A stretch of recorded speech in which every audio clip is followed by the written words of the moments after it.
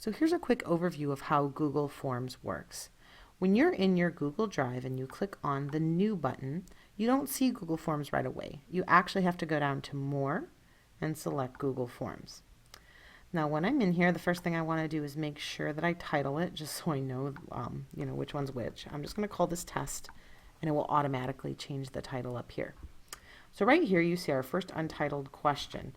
So we can give it a name, or I can actually ask the question right here. So I can say like, what is your favorite color? And then I can choose what kind of question type it is. If it's multiple choice, I can type in my options down here. So I can add another option by clicking and so on. But that kind of limits me in this question, so maybe I want them to do a free response type question. To do that, I can click on short answer, and they'll be able to actually type in their favorite color. So that gives them more options. Keep in mind that things like multiple choice and checkbox, those can actually be self-graded through the quiz function on Google Forms. I've made another video about that on my channel, so let me know if that's something you need. But things like short answer and paragraphs actually need a human to grade, so those cannot be self-graded. Some other new features in Google Forms, you can enter math equations right here. So that's pretty spiffy. You can also add pictures. So if you wanted them to respond to like an image or pick a multiple choice question after viewing an image, you can do that.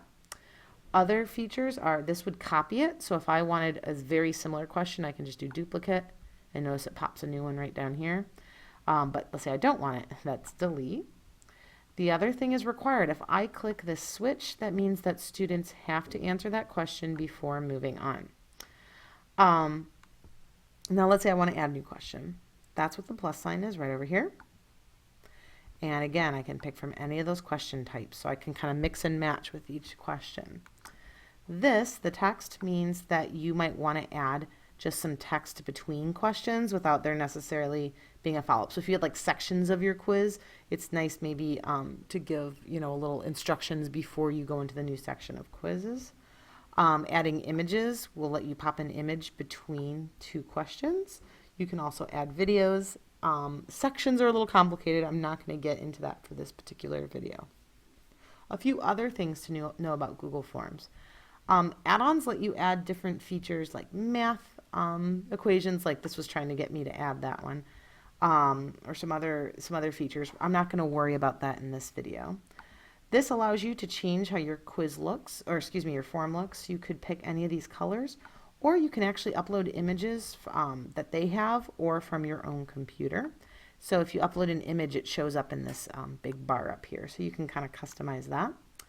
This eyeball lets you see a preview of what your quiz looks like. So when I click on it, this is what my form would look like when I send it out to kids. Notice there's that text title I added in there, and there's the questions that I made. Also, if you go to settings, here is where, like if you want to collect student names and they have a Dexter School's email address, if you just click on this, it'll automatically collect that, so you don't have to have the students type in your name or their name. It's really, really helpful. It saves some time. You can also restrict this to your user group, so you can make sure that only people at Dexter Schools answer it. If you only want a student to answer it once, you want to check limit to one response. These, if you want students to be able to go back and change what they've written, you can let them do that, or maybe you just want them to, answer it and that's it. If you want the students to see what other people have responded with, you click on this. If it's just for your purposes, keep it unchecked. That keeps the responses private to you. In here, you can show them how far along they are with the survey. Here, this shuffle question order is great if you're making something like a quiz, because it will, limit cheating if you shuffle up the order. You can also tell them what you want to pop up when they finish, so they'll get a little message. And like I said, if you're doing multiple choice questions, you can make it a quiz and it will self-grade. That's a whole nother piece that is in another video. So finally, let's say my quiz is done and I'm ready to send it out.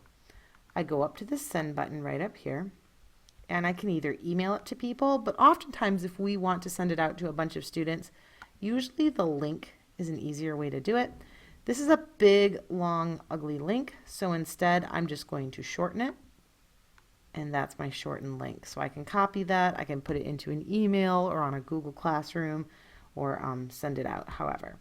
So those are the basic features of a Google form. There are, of course, a lot more, but I just wanted to show the most basic pieces of it.